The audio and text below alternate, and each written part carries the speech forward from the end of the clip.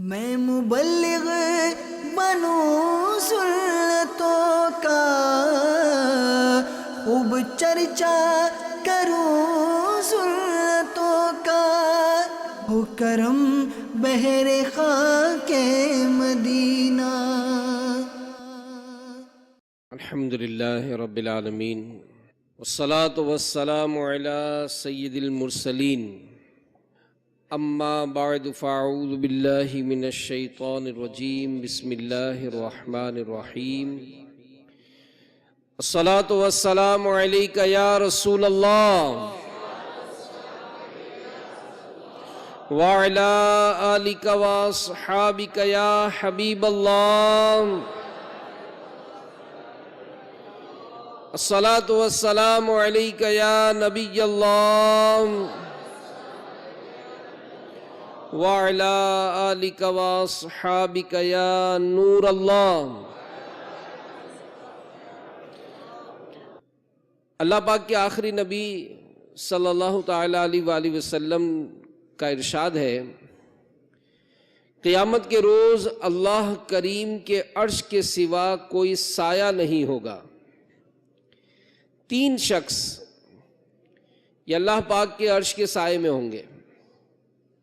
پہلا وہ شخص جو میرے امتی کی پریشانی دور کرے، دوسرا میری سنت کو زندہ کرنے والا، اور تیسرا مجھ پر کثرت سے درود شریف پڑھنے والا۔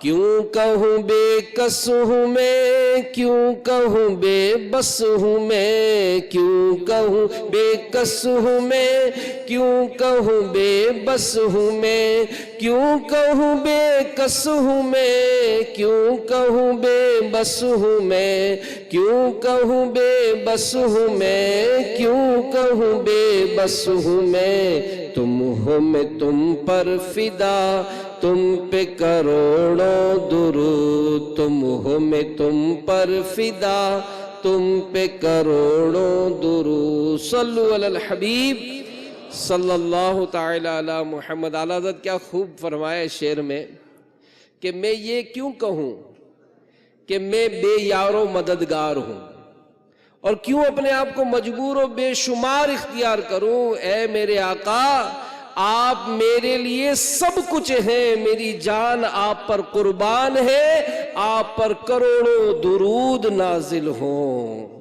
صلو علی الحبیب صلی اللہ تعالی علی محمد۔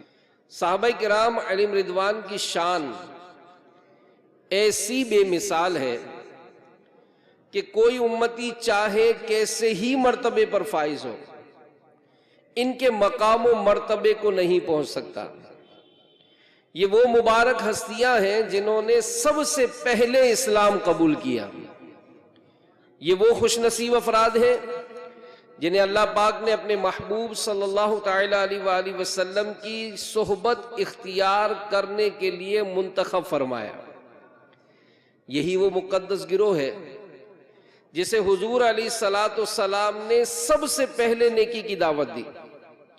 یہی وہ پاکیزہ لوگ ہیں جنہوں نے دین اسلام کی ترویج و اشاعت کے لیے کفار کے ظلم و ستم برداشت کیے، اسلام کا پرچم بلند کیا۔ یقیناً ان کی انتھک محنتوں اور لازوال قربانیوں کا نتیجہ ہے کہ آج ہم اللہ پاک اور اس کے پیارے رسول صلی اللہ تعالی علیہ وآلہ وسلم کے نام لیوا ہیں۔ ہر طرف دین اسلام کی مدنی بہاریں ہیں۔ نمایاں ہے اسلام کے گلستہ میں، ہر ایک گل پہ رنگے بہار صحابہ۔ رسالت کی منزل میں ہر قدم پر نبی کو رہا انتظار صحابہ۔ تو میرے میٹھے میٹھے اسلامی بھائیوں، یوں تو تمام صحابہ کرام پیارے نبی صلی اللہ علیہ وآلہ وسلم کے پیارے ہیں، ہدایت کے روشن ستارے ہیں، سبھی ہمارے آنکھوں کا نور و دل کا سرور ہیں۔ لیکن ان میں چند صحابہ ایسے بھی ہیں جو حضور علیہ السلام کی خدمت میں صرف دین سیکھنے کے لیے رہا کرتے تھے۔ انہیں اصحاب صفہ یہ کہتے ہیں۔ آج ہم انہی کی شان اور انہی کی قربانیوں کے متعلق سنیں گے۔ ان اصحاب میں سے چند بڑے اور مشہور صحابہ علیہم رضوان کی سیرت کے ضمناً چند مدنی پھول بھی بیان کریں گے، اور اصحاب صفہ کی زندگی سے ہمیں کیا درس ملتا ہے یہ سننے کی سعادت حاصل کریں گے۔ وہ کیا وجوہات تھی جن پر اصحاب صفہ نے گھر بار، اہل و عیال، فکر روزگار سب سے بے نیاز ہو کر مسجد نبوی شریف میں قیام اختیار کیا، یہ سب سننے کی سعادت حاصل کریں گے۔ آئیے سب سے پہلے اصحاب صفہ کے ایک مشہور صحابی، مقبول بارگاہ رسول حضرت سیدنا ابو ہریرہ رضی اللہ تعالی عنہ کا واقعہ سنتے ہیں، جس میں دیگر اصحاب صفہ کا بھی ذکر ہے۔ سیدنا ابو ہریرہ رضی اللہ تعالی عنہ فرماتے ہیں کہ بھوک کی بڑی شدت تھی ایک بار مجھے، تو ایک دن میں راستے پر بیٹھ گیا جس سے لوگ باہر جاتے تھے۔ نبی پاک علیہ السلام میرے پاس سے گزرے تو دیکھ کر مسکرائے، اور میرا چہرہ دیکھ کر میری حالت بھی سمجھ گئے۔ فرمایا اے ابو ہریرہ، میں نے عرض کی لبیک میرے آقا۔ فرمایا میرے ساتھ آ جاؤ۔ میں پیچھے پیچھے چل دیا۔ جب پیارے نبی صلی اللہ علیہ وآلہ وسلم اپنے مبارک گھر پر جلوہ گر ہوئے تو میں بھی اجازت لے کر گھر میں داخل ہو گیا۔ نبی پاک علیہ السلام نے ایک پیالے میں دودھ دیکھا۔ ارشاد فرمائے دودھ کہاں سے آیا؟ تو اہل خانہ نے عرض کی کہ فلاں صحابی یا صحابیہ نے آپ کے لیے ہدیہ یعنی گفٹ بھیجا ہے۔ فرمایا ابو ہریرہ، میں نے عرض کی لبیک میرے آقا۔ فرمائے جا کر اہل صفہ کو بلا لاؤ۔ حضرت سیدنا ابو ہریرہ فرماتے ہیں کہ اہل صفہ علیہم رضوان یہ اسلام کے مہمان ہیں، نہ ان کو گھر بار سے رغبت، نہ مال و دولت سے، اور نہ وہ کسی کا سہارا لیتے ہیں۔ نبی پاک علیہ السلام کے پاس جب صدقہ کا مال آتا تو وہ مال ان اہل صفہ کو بھیج دیتے تھے، خود آقا اس صدقے کا مال نہیں رکھتے تھے۔ جب آپ علیہ السلام کے پاس کوئی ہدیہ آتا، کوئی گفٹ آتا، تو آپ صلی اللہ علیہ وآلہ وسلم ان کے پاس بھیجتے، اس میں سے خود بھی استعمال فرماتے اور ان کو بھی شریک فرماتے۔ اب ابو ہریرہ رضی اللہ تعالیٰ عنہ فرماتے ہیں کہ مجھے دل میں خیال آیا کہ اہل صفہ کا اس ایک پیالے دودھ سے کیا بنے گا؟ میں اس کا زیادہ مستحق تھا کہ اس دودھ سے چند گھونٹ میں لے لیتا، کچھ قوت حاصل کر لیتا۔ جب اصحاب صفہ آئیں گے تو پیارے نبی صلی اللہ علیہ وآلہ وسلم مجھے ہی ارشاد فرمائیں گے ابو ہریرہ سب کو دودھ پلاؤ۔ اب جب سب کو دودھ پلانا ہوگا تو بہت مشکل ہو جائے گی کہ مجھے چند گھونٹ ملیں گے، لیکن اللہ پاک کے نبی کا حکم تھا، اطاعت و فرما برداری کے بغیر چارہ نہیں تھا۔ میں اصحاب صفہ کے پاس گیا، ان کو بلا کر لایا۔ انہوں نے پیارے نبی صلی اللہ علیہ وآلہ وسلم سے اجازت طلب کی اور وہ اندر آ گئے۔ سرکار علیہ السلام کی خدمت میں حاضر ہو کر بیٹھ گئے۔ میٹھے میٹھے آقا صلی اللہ علیہ وآلہ وسلم نے فرمایا ابو ہریرہ، میں نے عرض کی لبیک میرے آقا صلی اللہ علیہ وآلہ وسلم۔ فرمایا پیالہ پکڑو اور ان کو دودھ پلاؤ۔ سیدنا ابو ہریرہ رضی اللہ تعالیٰ عنہ فرماتے ہیں کہ میں نے پیالہ پکڑا، میں وہ پیالہ ایک شخص کو دیتا، وہ سیر ہوتا، پھر پیالہ مجھے لوٹا دیتا، حتیٰ کہ میں پلاتا پلاتا آقا دو جہاں صلی اللہ علیہ وآلہ وسلم تک پہنچ گیا۔ تمام لوگ دودھ پی کر سیر ہو چکے تھے۔ نبی پاک علیہ السلام نے پیالہ لے کر اپنے دست اقدس پر رکھا، میری طرف دیکھ کر مسکرائے اور فرمایا ابو ہریرہ، میں نے اس کی لبیک میرے آقا۔ فرمایا اب میں اور تم باقی رہ گئے۔ عرض کی آقا آپ نے درست فرمایا۔ فرمایا بیٹھو اور پیو۔ میں بیٹھ گیا، دودھ پینے لگا۔ نبی پاک علیہ السلام نے فرمایا پیو، میں نے پیا۔ آپ مسلسل فرماتے رہے اے ابو ہریرہ دودھ پیو، حتیٰ کہ میں نے عرض کی قسم ہے اس ذات کی جس نے آپ صلی اللہ علیہ وآلہ وسلم کو حق کے ساتھ مبعوث فرمایا، آقا اب میرے پاس گنجائش نہیں ہے، فرمایا مجھے دکھاؤ۔ میں نے پیالہ پیش کیا، نبی پاک علیہ الصلوۃ والسلام نے اللہ پاک کی حمد بیان کی، بسم اللہ پڑھی اور باقی دودھ نوش فرما لیا۔ کیوں جناب ابو ہریرہ تھا وہ کیسا جام شیر، کیوں جناب ابو ہریرہ کیسا تھا وہ جام شیر، جس سے 70 صاحبوں کا دودھ سے منہ پھر گیا، جس سے 70 صاحبوں کا دودھ سے منہ پھر گیا۔ صلو علی الحبیب صلی اللہ تعالی علی محمد۔ تو اے عاشقان رسول، اے عاشقان غوث پاک، اس واقعے سے معلوم ہوا کہ ہمارے پیارے نبی صلی اللہ تعالی علیہ وآلہ وسلم اللہ کی عطا سے مالک و مختار ہیں، جب چاہیں، جیسا چاہیں، جتنا چاہیں، جہاں چاہیں تصرف فرمائیں، آپ کے پاس اختیارات ہیں۔ اور یہ بھی معلوم ہوا کہ ہمارے پیارے نبی صلی اللہ علیہ وآلہ وسلم سے بڑا کوئی سخی نہیں۔ دودھ کا سوے کی پیالہ تھا، آپ علیہ السلام خود بھی اسے استعمال فرما سکتے تھے، مگر یہ گوارا نہ ہوا، بلکہ فیض اور جود کے دریا بہانے والے آقا، منگتوں کے دامن بھر دینے والے آقا صلی اللہ علیہ وآلہ وسلم نے اصحاب صفہ کو بلا کر انہیں بھی اور جناب ابو ہریرہ رضی اللہ تعالیٰ عنہ کو بھی دودھ پلا کر اپنی سخاوت کے دریا بہائے۔ اور ایسا کیوں نہ ہو کہ ہمارے پیارے نبی صلی اللہ علیہ وآلہ وسلم تمام بنی آدم میں سب سے بڑھ کر سخی ہیں، جیسا کہ حضرت انس بن مالک رضی اللہ تعالیٰ عنہ روایت کرتے ہیں کہ ایک بار اللہ پاک کے آخری نبی صلی اللہ علیہ وآلہ وسلم نے فرمایا کہ کیا تم لوگ جانتے ہو کہ سب سے بڑا سخی کون ہے؟ صحابہ کرام علیہ رضوان نے عرض کی کہ اللہ اور اس کا رسول بہتر جانتے ہیں۔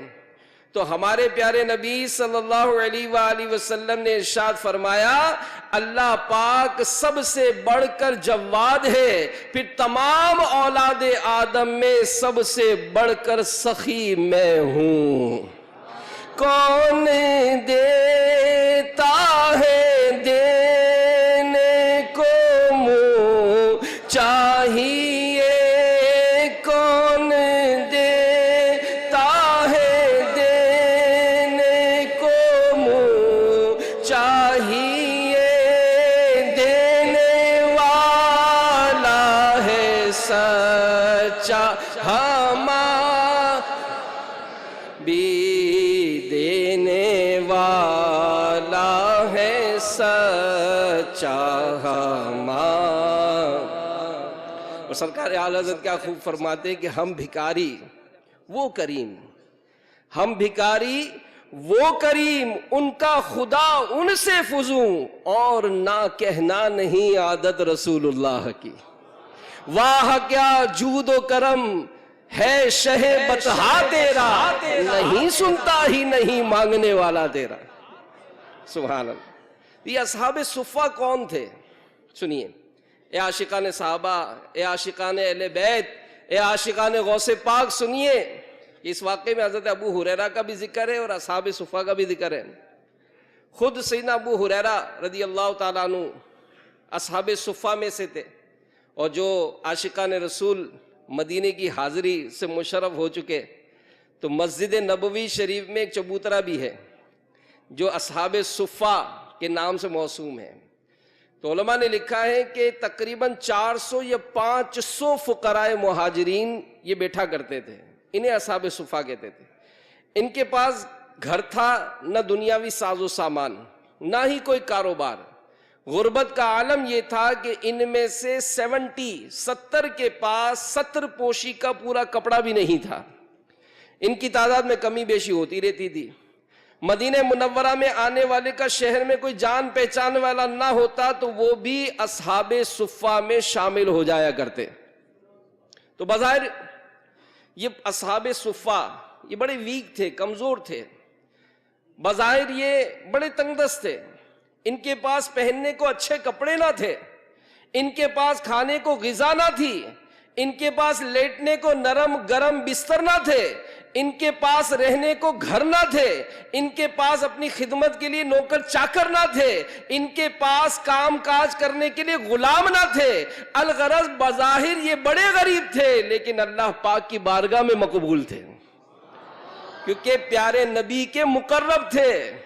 قرآن پاک میں خود رب کائنات نے ان کی تعریف و توصیف بیان فرمائی.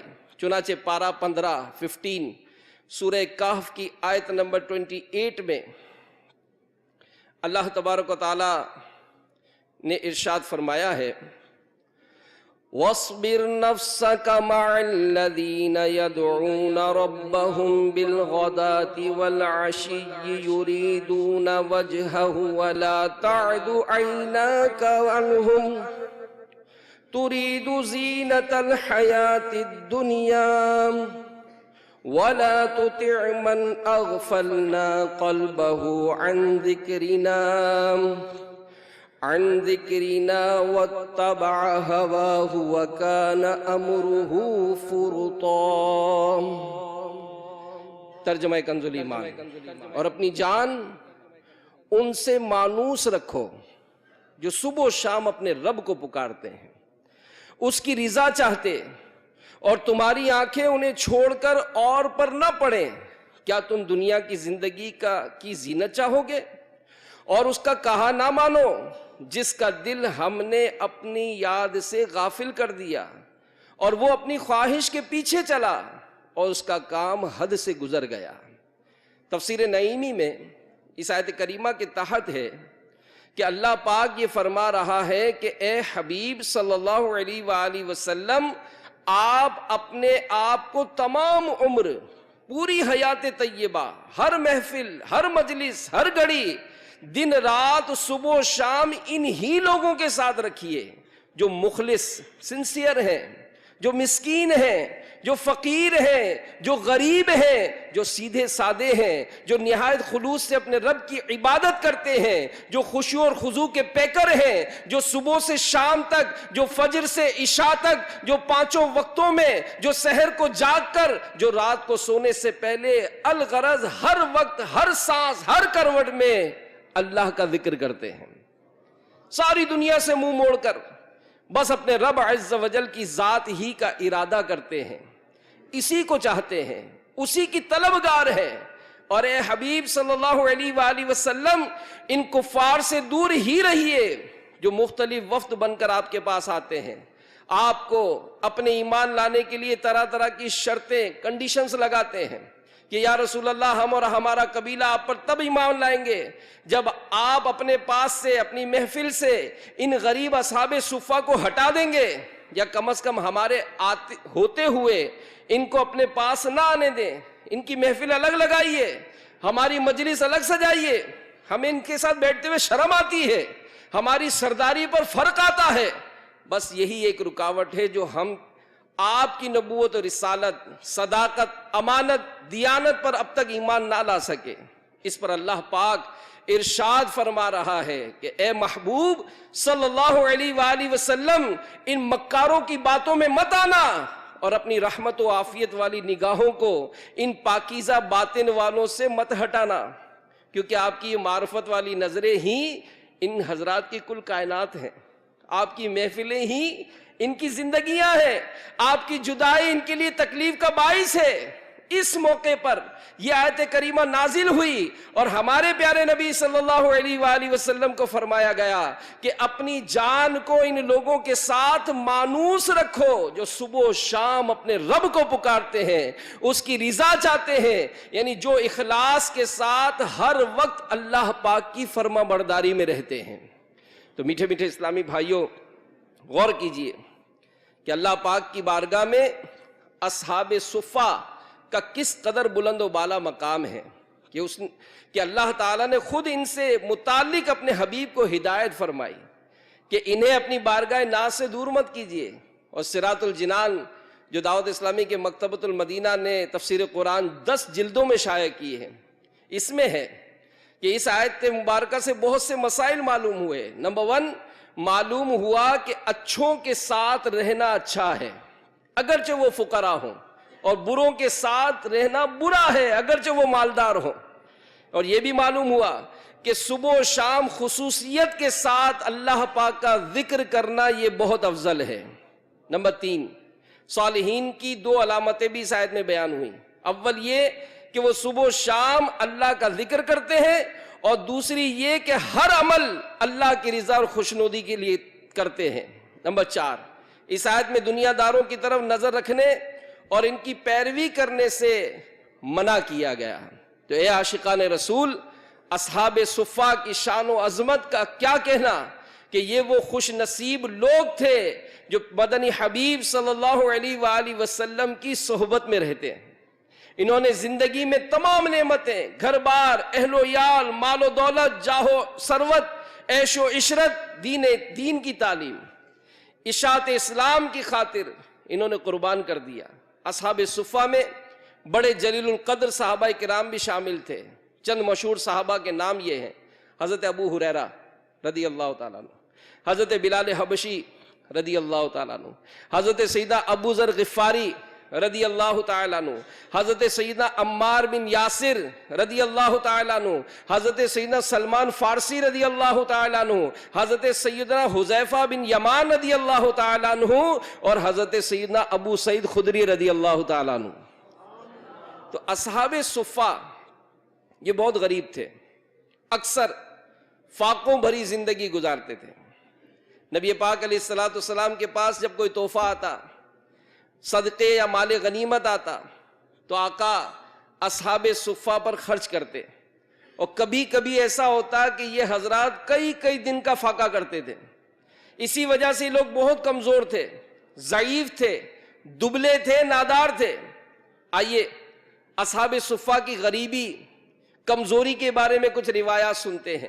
نمبر 1 حضرت فضالہ بن عبید رضی اللہ تعالیٰ عنہ فرماتے ہیں کہ پیارے نبی صلی اللہ علیہ وآلہ وسلم جب لوگوں کو نماز پڑھاتے تو کچھ صحابہ، اب تصور کریں، دیکھیں اسلام کا کیسا وقت تھا، آج اللہ کی نعمتیں ہم کو کس قدر حاصل ہیں، لیکن یہ اسلام کے اولین جنہوں نے اسلام قبول کیا، کیسی مشکلات میں انہوں نے دن گزارے. روایت سنیے کہ ہمارے پیارے نبی صلی اللہ علیہ وآلہ وسلم جب لوگوں کو نماز پڑھاتے تو کچھ صحابہ علیہم رضوان نماز کے اندر حالت قیام میں بھوک کی شدت کے سبب گر پڑتے، اور یہ اصحاب صفہ تھے. حتیٰ کہ کچھ لوگ کہنے لگتے یہ دیوانے. جب سرکار علیہ السلام نماز سے فارغ ہوتے تو ان کی طرف متوجہ ہو کر فرماتے: اے اصحاب صفہ، اگر تمہیں معلوم ہو جائے کہ تمہارے لیے اللہ کے ہاں کیا اجر و ثواب ہے تو تم اس بات کو پسند کرو گے کہ تمہارے فاقے حاجت مندی میں مزید اضافہ ہو جائے. نمبر 2 حضرت سیدنا ابو ہریرہ رضی اللہ تعالیٰ عنہ، یہ بھی اصحاب صفہ میں تھے. یہ فرماتے ہیں کہ میں نے بھوک کے سبب اپنی حالت دیکھی کہ پیارے نبی صلی اللہ علیہ وآلہ وسلم کے منبر منور اور ام المومنین سیدہ عائشہ صدیقہ رضی اللہ تعالیٰ عنہ کے حجرہ مطہرہ کے درمیان بے ہوش ہو کر گر پڑتا. کوئی آدمی آتا، میری گردن پر پاؤں رکھ دیتا، وہ سمجھتا کہ مجھ پر جنون کی کیفیت طاری ہے، حالانکہ مجھے جنون وغیرہ کچھ نہ ہوتا، یہ صرف میری حالت بھوک کی وجہ سے ہوتی تھی. نمبر 3 ابو سعید خدری رضی اللہ تعالیٰ عنہ فرماتے ہیں کہ ایک بار ہم ضعیف اور نادار لوگ بیٹھے ہوئے تھے، ہم بے کسوں کے مددگار صلی اللہ تعالیٰ علیہ وآلہ وسلم ہمارے پاس تشریف لائے. اس وقت ایک شخص قرآن کریم کی تلاوت کر رہا تھا، ہمارے لیے دعا کر رہا تھا. تو آپ صلی اللہ علیہ وآلہ وسلم نے ارشاد فرمایا کہ سب تعریفیں اللہ کے لیے جس نے میری امت میں ایسے نیک سیرت بندے پیدا کیے جن کے ساتھ مجھے رہنے کا حکم ارشاد فرمایا. پھر ارشاد فرمایا فقراء مسلمین کو قیامت کے روز کامل نور کی بشارت ہو کہ وہ غنی لوگوں سے آدھا دن پہلے جنت میں داخل ہوں گے. یعنی 500 سال کی مقدار پہلے داخل ہوں گے، اور یہ فقراء جنت میں نعمتوں سے لطف اندوز ہو رہے ہوں گے، اور غنی لوگوں کا محاسبہ یعنی اکاؤنٹیبلٹی ہو رہی ہوگی. میٹھے میٹھے اسلامی بھائیوں، غریبوں سے محبت کرنا یہ سنت انبیاء ہے. غریب لوگ امیروں سے پہلے جنت میں داخل ہو جائیں گے. جو غریب پریشان حال ہوتے ہیں نا، بڑی پیاری بات لکھی ہے، غور سے سنیے. جو غریب پریشان حال ہوتے ہیں، علماء فرماتے ہیں کہ ان کی دعا جلد مقبول ہو جاتی ہے. غریبوں کو حساب دینے میں آسانی ہوگی. ہے ہی نہیں بھائی، جس کا مال زیادہ ہوگا تو حساب زیادہ دے گا نا، جس کے پاس ہے ہی نہیں تو حساب بھی آسانی سے ہوگا. غریبوں کی خواہشات بھی عموماً کم ہوتی ہیں. اللہ پاک ہمیں ہر حال میں خوش رہنے کی توفیق عطا فرمائے. آمین بجاہ نبی الامین صلی اللہ تعالی علیہ وآلہ وسلم. صلو علی الحبیب صلی اللہ تعالی علی محمد. تو اے عاشقان صحابہ، اے عاشقان اہل بیت، بظاہر غربت جو ہے نا، یہ ہمارے معاشرے میں ناپسندیدگی کی نگاہ سے دیکھی جاتی ہے. یقیناً وہ غربت جو بندے کو دین و شریعت سے دور کر دے وہ تو اچھی نہیں، جبکہ وہ غربت جو بندے کو شریعت کی پیروی، توکل علی اللہ اور خودداری پر ابھارے، یقیناً وہ اللہ پاک کی نعمت ہے. ایسی غربت ہی ہمارے پیارے نبی کی چاہت، بہت ساری فضیلت اور بے شمار فوائد کا باعث ہے. اسی وجہ سے اللہ والوں نے غربت کو پسند فرمایا. مال و دولت کما کر اس سے نکلنے کی کوشش نہیں فرمائی. اصحاب صفا کی روشن مثال ہمارے سامنے ہے. ان پاکیزہ لوگوں کے لیے مال و دولت جمع کرنا، کاروبار و بازار سے تعلق رکھنا یہ مشکل نہ تھا، لیکن انہوں نے ایسی چیزوں سے منہ موڑ کر صرف دین کی راہ کے لیے خود کو وقف کر کے پیش آنے والی غربت کو برداشت کیا. اور ہمیں کیا سبق دیا؟ ہمیں یہ سبق دیا کہ وہ غربت اچھی ہے جو بندے کو نیکیوں کی طرف لے جائے. وہ غربت اچھی ہے جو بندے کو مال و دولت کی ہرس سے آزاد کر دے. وہ غربت اچھی ہے جو علم دین سیکھنے کا سبب بن جائے. وہ غربت اچھی جو نیک اعمال پر ابھارے، مال و دولت سے لاکھ گنا بہتر ہے. تو وہ غریب شخص جو اپنی غربت پر صبر کرتا ہے، مال جمع کرنے کے چکر سے دور رہتا ہے، امیروں اور ان کی دولت کو دیکھ دیکھ کر دل جلانے، حسد کی آفت میں مبتلا ہونے سے بچتا ہے، بے صبری اور ناشکری سے دور رہتا ہے، ہر حال میں اللہ پاک کا شکر گزار بندہ بن کر رہتا ہے، مصیبت و پریشانی کے وقت صبر کا مظاہرہ کرتا ہے، تو ایسا شخص قابل تعریف ہے. اور یاد رہے کہ غربت کا جو غم ناشکری، نا امیدی، نافرمانی، سرکشی کی طرف لے جا رہا ہو، وہ ہلاکت میں ڈالنے والا ہے. اس کا علاج ضروری ہے. تو ایسے غریب کو اصحاب صفا کے حالات سے درس حاصل کرنا چاہیے، غربت کے فضائل کو جاننا چاہیے، کیونکہ جو بندے کا جو رزق معین ہے نا وہ ملتا ہے. بلکہ بڑے بوڑھے بڑی پیاری بات کہتے ہیں کہ وقت سے پہلے اور نصیب سے زیادہ یہ کسی کو ملتا نہیں ہے. میں کروڑ پتی بننا چاہتا ہوں، نہیں ہے نصیب میں کروڑ پتی بننا، تو اس کا ٹینشن کیوں لوں؟ میں ذہن یہ بنا لوں نا جو میرے حق میں بہتر ہے، دعا یہ کروں گے یا اللہ جو میرے حق میں بہتر ہے وہ مجھے عطا فرما، اور مجھے ہر حال میں اپنا شکر گزار بندہ بنا. تو یاد رکھیے کہ کبھی کبھی غربت مصیبت یا آزمائش بن جاتی ہے. تو وہ لوگ جو غربت اور مصیبت پر صابر و شاکر رہنے کے بجائے ان پر کڑتے ہیں، بے صبری کا مظاہرہ کرتے ہیں، شکوہ شکایت کرتے ہیں، حرام طریقے سے غربت اور مصیبت کو دور کرنے کی کوشش کرتے ہیں، انہیں ڈر جانا چاہیے کہ ان کے گلے شکوے، بے صبری، غربت و مصیبت کو حرام ذرائع سے ختم کرنے کی کوشش کہیں آخرت کو تباہ و برباد نہ کر دے، جبکہ مصیبت پر صبر کرنا بڑے اجر و ثواب و درجات کی بلندی کا باعث ہے۔ سیدنا محدث ابن جوزی رحمت اللہ تعالی علیہ فرماتے ہیں محتاجی ایک مرض کی مانند ہے، جو اس میں مبتلا ہوا، صبر کیا، وہ اس کا اجر و ثواب پائے گا۔ اسی لیے محتاج و غریب لوگ جنہوں نے اپنے فقر و غربت پر صبر کیا ہوگا، امیروں سے 500 سال پہلے جنت میں داخل ہو جائیں گے۔ حدیث قدسی میں اللہ پاک فرماتا ہے کہ جب میں اپنے بندوں میں سے کسی مومن بندے کو مصیبت میں مبتلا کروں اور وہ اس مصیبت پہ میرا شکر ادا کرے، تو اے فرشتوں اس کے لیے وہی اجر لکھا کرو جو تم اس کی تندرستی کی حالت میں لکھا کرتے تھے۔ رہے سب شاد گھر والے، شاہ تھوڑی سی روزی پر، رہے سب شاد گھر والے، شاہ تھوڑی سی روزی پر، عطا ہو دولت صبر و قناعت یا رسول اللہ، عطا ہو دولت صبر و قناعت۔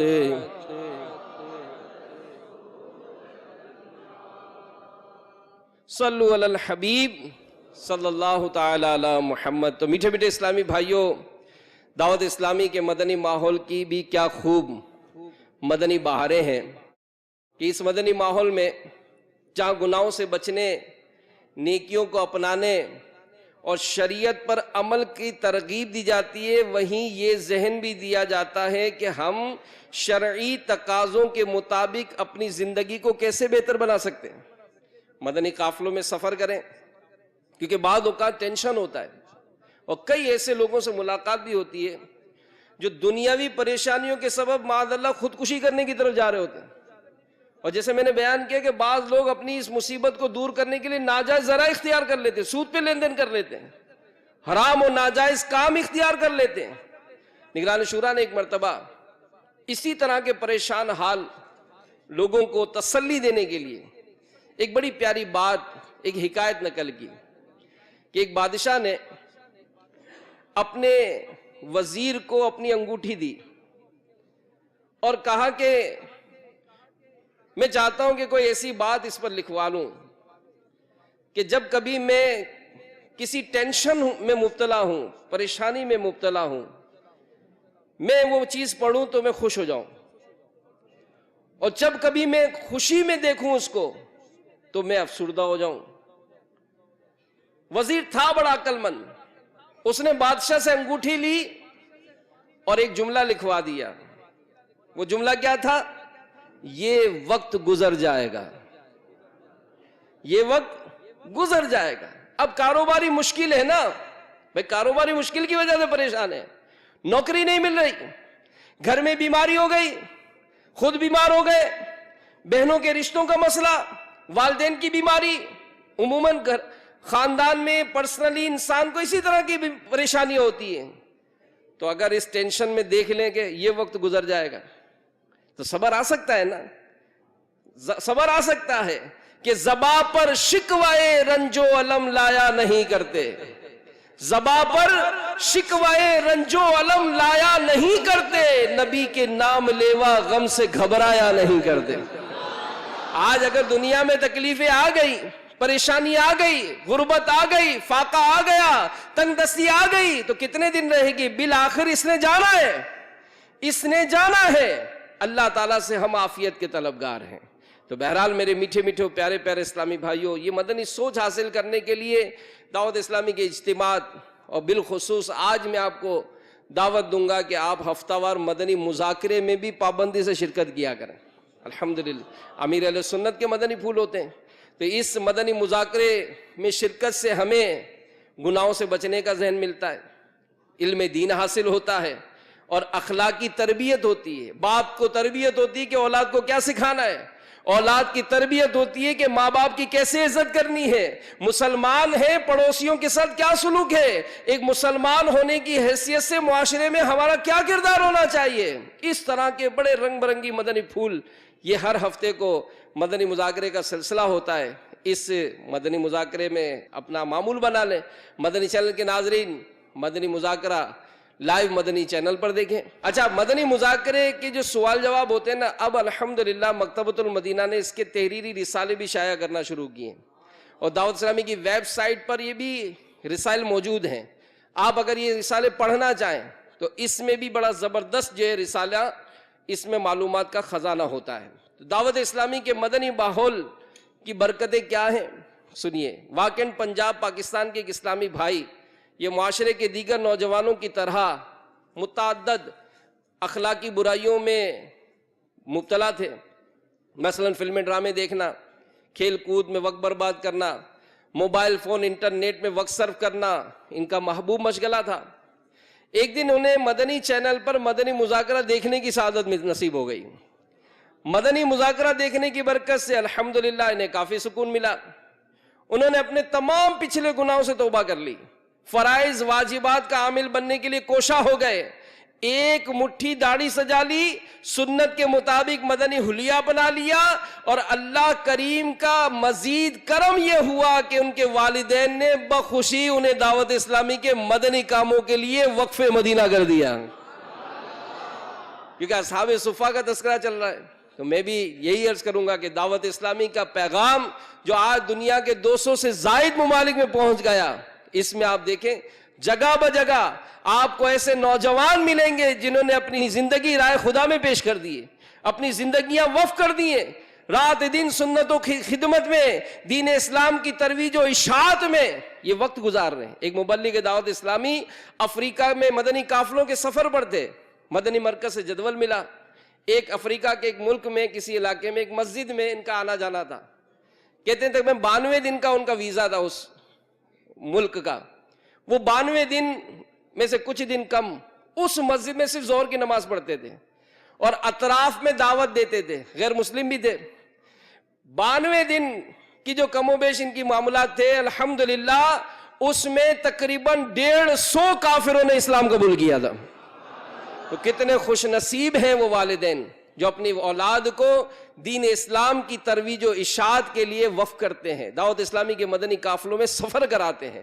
تو میٹھے میٹھے اسلامی بھائیوں، مدنی چینل کے ناظرین، ہم اصحاب صفا کے بارے میں سن رہے تھے کہ اصحاب صفا دین کی خدمت کرنے میں اپنی مثال آپ تھے. اصحاب صفا علم دین حاصل کرنے میں اپنی مثال آپ تھے. ان کے بنیادی کاموں میں سے ایک علم دین حاصل کرنا تھا. کئی روایت میں ان کے علم سیکھنے سکھانے کا تذکرہ ملتا ہے. زمانے جاہلیت میں سیدنا عبداللہ بن سعید بن عاص کا نام حکم تھا. رسول اللہ صلی اللہ علیہ وآلہ وسلم نے ان کا نام عبداللہ رکھا. یہ بھی اصحاب صفا میں تھے. زمانے جاہلیت میں یہ کاتب تھے، اور اسلام لانے کے بعد پیارے نبی صلی اللہ علیہ وآلہ وسلم نے انہیں حکم فرمایا کہ مدینے میں لوگوں کو لکھنا سکھائیں. تو کیا شان تھی ان کی، کیا خدمت تھی ان کی دین اسلام کے لیے. اللہ تعالیٰ ان کے صدقے ہم پر رحمت کا نزول فرمائے. تو سبحان اللہ، یقیناً اگر جذبہ سچا ہو تو منزل کی طرف وہ جذبہ رہنمائی کرتا ہے. اصحاب صفا کا علم دین سیکھنے کا جذبہ یہ سچا تھا، اس لیے وہ دل جمعی اور استقامت کے ساتھ اس پر گامزن رہے. فاقے کرتے، بھوک و تنگی برداشت کرتے، لیکن اپنے مقصد سے پیچھے نہیں ہٹے، مقصد سے پیچھے نہیں ہٹے. تو غور کیجئے کہ ایک طرف اصحاب صفا کا علم دین حاصل کرنے کا جذبہ کہ کھانے پینے کا انتظام نہیں ہے، ضروریات زندگی میسر نہیں ہے، بدن ڈھانپنے کے لیے پورے کپڑے نہیں ہیں، لیکن پھر بھی لگن ہے، پھر بھی شوق ہے اور علم دین حاصل کرنے کے لیے مصروف رہتے. اور آج ہمارا حال کیا ہے کہ ہر طرف کھانے پینے کی سہولتیں میسر کی جا رہی ہیں. علم دین حاصل کرنے کے آسان ذرائع, جامعۃ المدینہ میں داخلہ لے لیں, رہائش, کھانا پینا, ایوری تھنگ فی سبیل اللہ فری. لیکن کون آئے؟ کہ افسوس, 100 کروڑ افسوس کہ ہم محض نفس و شیطان کے بہکاوے میں آ کر غفلت و سستی کی بنا پر اس عظیم سعادت سے, علم دین حاصل کرنے سے محروم ہیں. یہاں تک کہ فرض و لازم علم اور تجوید کے ساتھ قرآن پاک سیکھنے کا بھی ہمارے پاس وقت نہیں ہے. ٹھیک ہے آپ ڈاکٹر بن گئے, ٹھیک ہے آپ انجینئر بن گئے, ٹھیک ہے آپ نے بڑا کاروبار بڑھا لیا, امپورٹ ایکسپورٹ کے زبردست ماہر ہیں آپ, کروڑوں کا کاروبار ہے آپ کا, مگر سوری ٹو سے آپ کو دیکھ کر بھی قرآن پڑھنا نہیں آتا. آپ کیسے پڑھے لکھے ہیں؟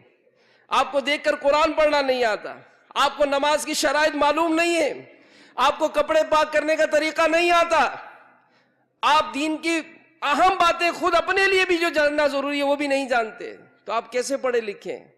تو پتا چلا کہ دنیاوی علم حاصل کرنے کے لیے سفر بھی قبول ہے, بیرون ملک جانا بھی قبول ہے, ماں باپ سے دوری اختیار کرنا بھی قبول ہے, کاروبار کرنا ہو, نوکریاں کرنا ہو, 5 سال کا ویزا لے کر بھی دوسرے ملک جانا قبول ہے. مگر جو فرض علم مجھے حاصل کرنا ہے اس کے لیے اگر کہا جائے کہ بھئی مسجد میں عشاء کے بعد صرف 45 منٹس کا مدرسۃ المدینہ بالغان, آئیے ہم آپ کو پڑھاتے ہیں, ٹائم نہیں ہے. چلو یہ ذرائع بھی نہیں لینا چاہتے, ہم آپ کو فون پہ پڑھا دیں گے.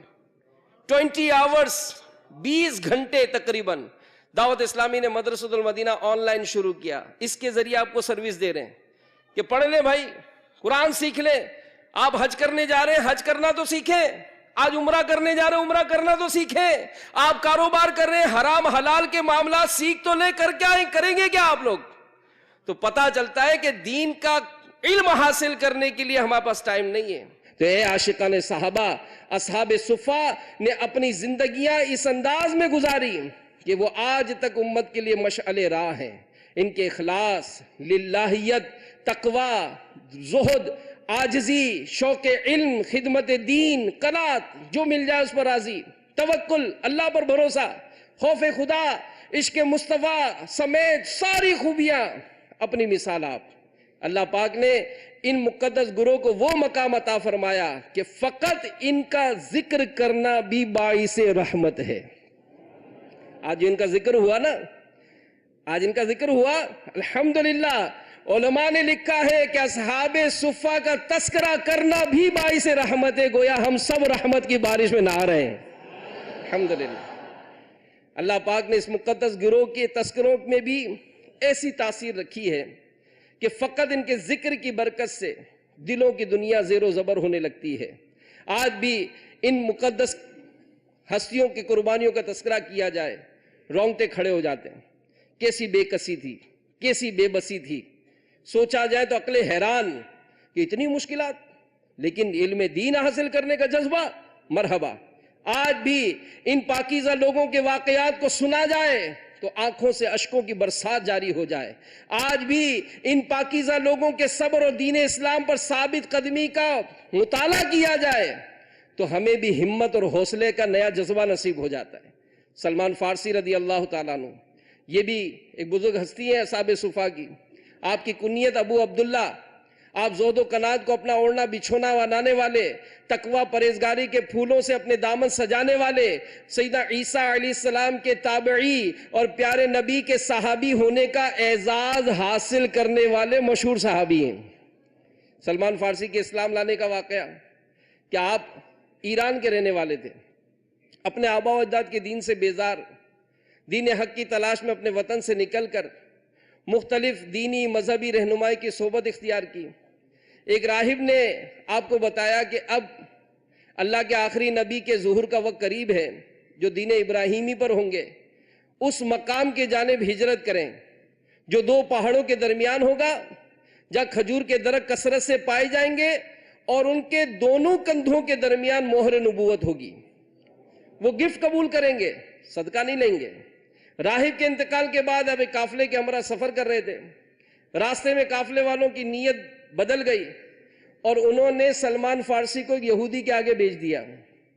تقریباً 10 بار سلمان فارسی بیچے گئے. بالآخر بکتے بکتے بکتے مدینے پہنچ گئے. آپ رضی اللہ تعالیٰ عنہ ایک مرتبہ کھجور کے درخت پر چڑھ کر کھجور توڑ رہے تھے. خبر سنی اللہ کے آخری نبی ہجرت فرما کر مدینے کے قریب مقام قباء میں تشریف لا چکے ہیں. اسی وقت دل بے قرار ہو گیا, فوراً نیچے اترے. خبر لانے والے سے دوبارہ خبر سننے کی خواہش کی. یہودی آقا نے اپنے غلام کا تجسس اور بے قراری دیکھی تو غصہ آیا اور زوردار تھپڑ رسید کیا. کہنے لگا تمہیں اس سے کیا مطلب, جاؤ اپنا کام کرو. اب پھر کام میں مصروف ہو گئے, لیکن صبر اور قرار تو لٹ چکا تھا.